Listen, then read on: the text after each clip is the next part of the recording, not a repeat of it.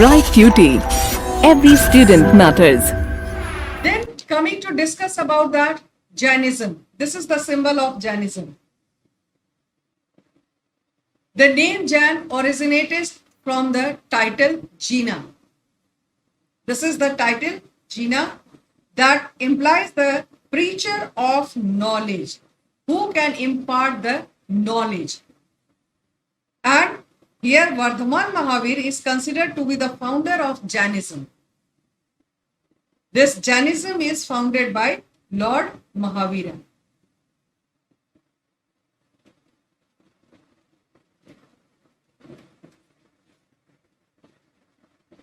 He was the last 24 Tirthankars.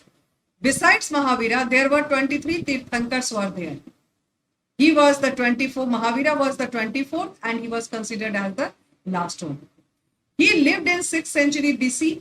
The Jains believe that Mahavira was the Tirthankars, means that the teacher, the preacher of knowledge, the person who is having the knowledge, who can impart the knowledge about the religion, about the existence, about the God.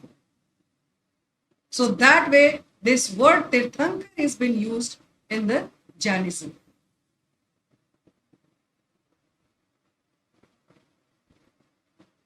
Then now coming to discuss about that Mahavira, who was he? Vardhaman Mahavira was born at Kundalvana, near Vaishali in Bihar.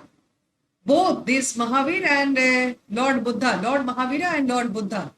While we are coming to discuss about both these, the preachers or the teachers of two different religions, founder of two different religions, both of them, they belong to Bihar.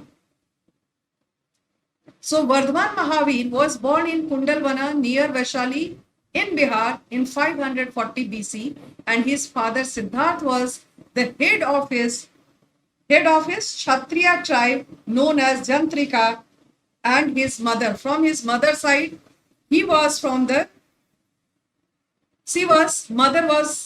her mother's name was Trishala, and she was Lichavi princess from the Lichavi Ganarajya, Lichavi Republic.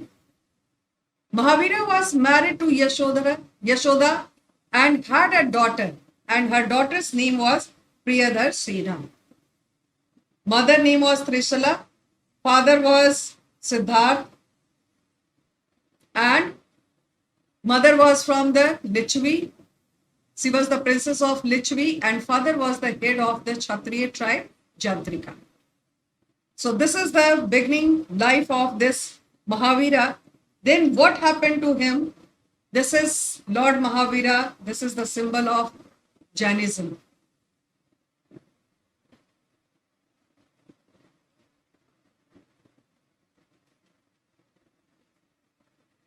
Quest for truth means that the discovery, search for truth. How this Lord Mahavira, he has started searching about the truth. Mahavira was the main,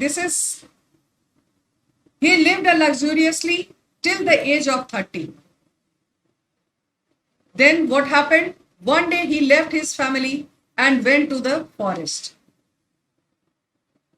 Luxurious life was there because he belonged to the king's family. But at the age of 30, what he did? He left his palace and went to the forest. And in the forest, what he did? He meditated for 12 years. And that way, at the age of 42, he got the realization of truth. This is only the search for truth was there. After the meditation of 12 years, he realized that what is truth? What is the fact of life? Truth of our life. This knowledge of truth helped him overcome misery as well as the happiness, both the way. Why the sorrow is there in our life? Why sometimes we feel our condition is very miserable. Sometimes we feel very happy. Why we are sad.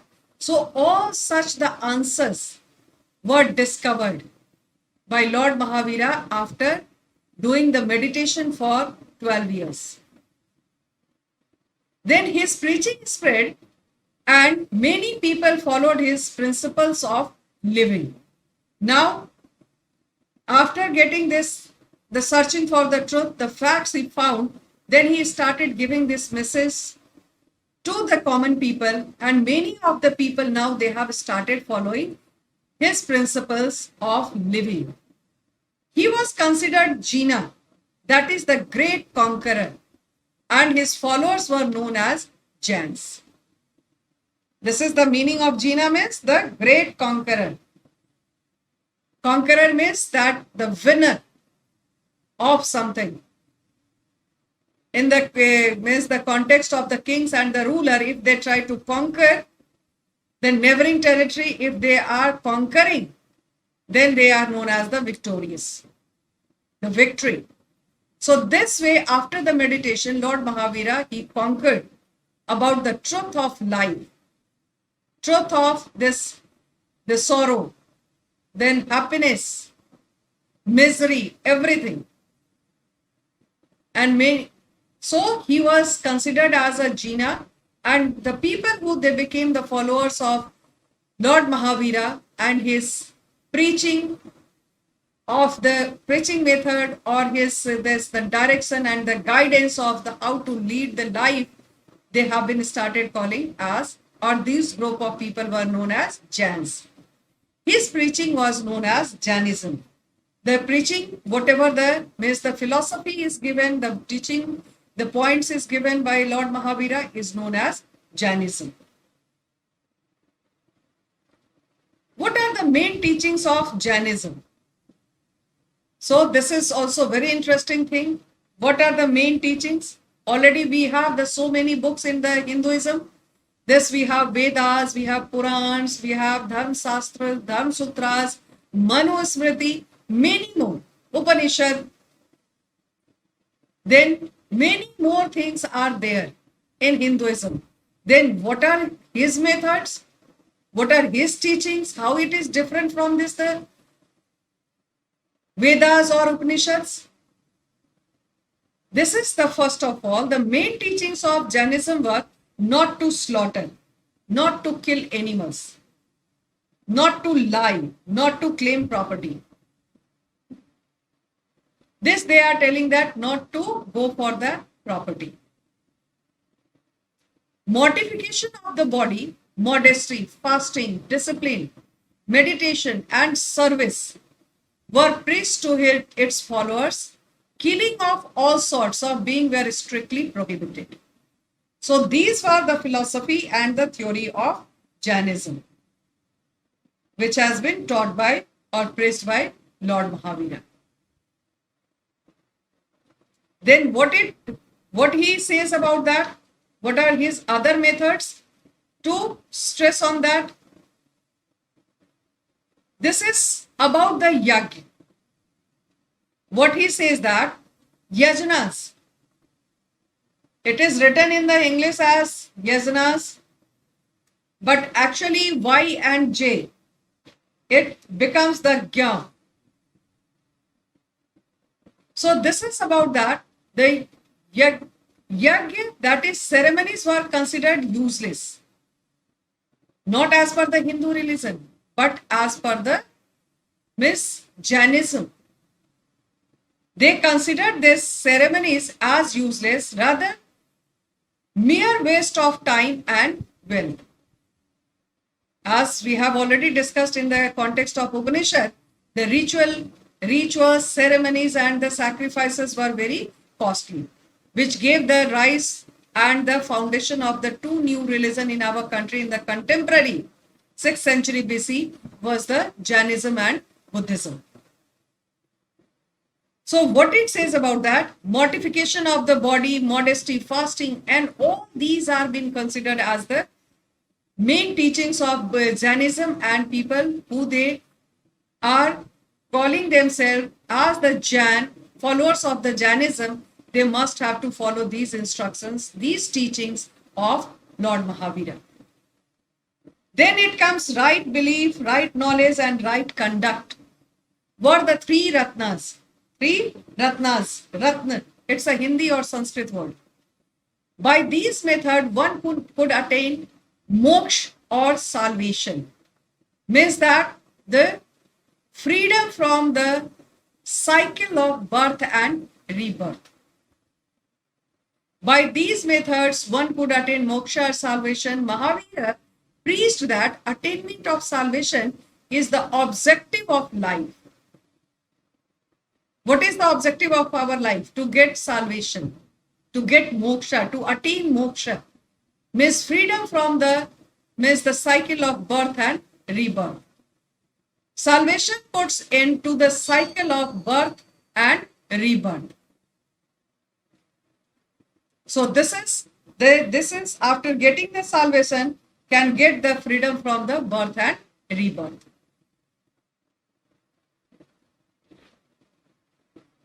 This is about that the three ratna, right faith, right knowledge and right conduct. These are the three jewels of Lord Mahavira. Then it comes Jain scriptures.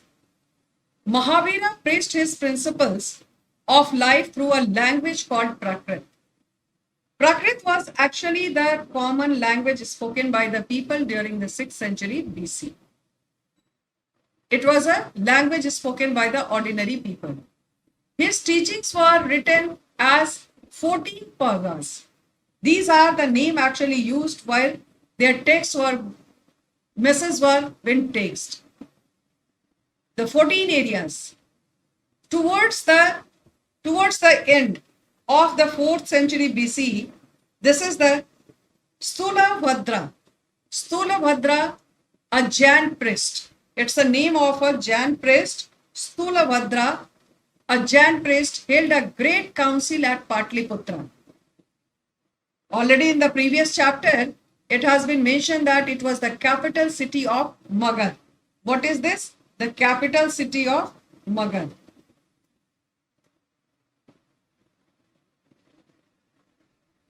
Present day it is in Bihar and name is Patna. Patliputra is now known as Patna. And it has arranged the parvas into the 12 angas, that is known as area. Afterward, some more new material was included. Whatever that the preachings and the methods and some of the suggested points given by Lord Mahavira, afterwards also some of this, the priest has included all these things when he has organized his the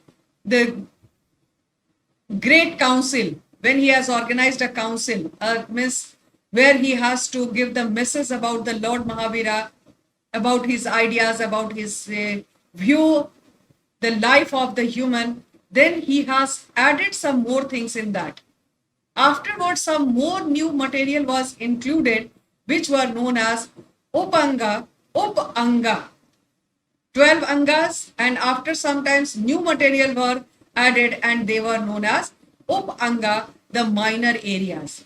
So these were the 12 major areas and this Upanga were considered as the minor areas. So this way, how to follow the Jainism, to become a Jain, we must have to follow the instructions given by Lord Mahavira. Then it comes about that the spread of Jainism. This is the Dilwara temple, Mount Abu. It is in Rajasthan. Where it is?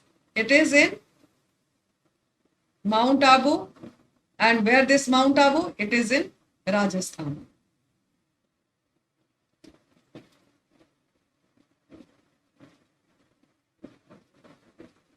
Shravan Bola, it is in Karnataka region.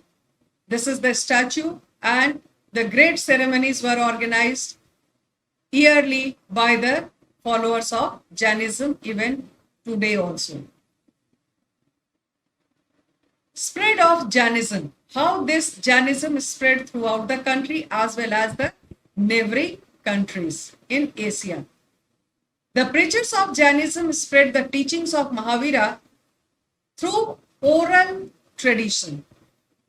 Oral tradition, whatever that the oral version, oral method were given, the facts were delivered, the messages were given to the people in an oral form. Over time, Jainism became very popular from Gujarat in the west to Odisha in the east. Can you imagine about that? One is in the Gujarat is at the western coast of India, and Odisha is in the eastern coast of India. So it is a very large stretch, and this religion gained its popularity. So what it is written, the Gujarat as well as in Odisha. In the east and to Mysore in the south. Shravan Velagola, just now we have seen that picture, and it is in the South India state of Karnataka. Mysore is a city of Karnataka. Afterwards, it is spread to Rajasthan, Karnataka and Andhra Pradesh. First of all, Gujarat and Orissa. Then it included the misses of Mahavira, and the people, they have become the followers of Jainism in the states of Rajasthan, Karnataka and Andhra Pradesh also. The Jains got divided into two groups. This is the Jains, the two groups were there. Can say that the two sects also, they were divided. And what they are known as, they were known as the Digambaras and the Shwetambaras. These are the two groups. That is, what is the Digambaras? It's a Sanskrit word. Dig means sky. Ambar, sky. The sky clad or the individuals who don't wear garments, they are naked. Just now Shravan Velagola, I have shown you the picture. It is a complete naked form of Lord Mahavira. So the followers of Digambaras, they are naked. They do not wear clothes. Shwetambaras, that is the white clad or those who wear just white garments. These are the two groups of the people, and they follow the two different rules about the wearing, about their clothes. Then coming to discuss about that, what was the reason to decline this religion? Why this religion, Jainism, declined? Factors that contributed to the decline in the popularity of Jainism are as follows. What are they? Factors that, number one, it says that it had to compete with Hinduism as well as Buddhism. The three religions, not only one. It has to compete with the three religions. These two were there. Buddhism and Hinduism is already existing in countries since before the Buddhism and Jainism. There was no such popular Jain religious preacher after Mahavira. Absence of protection for Jainism by later rulers.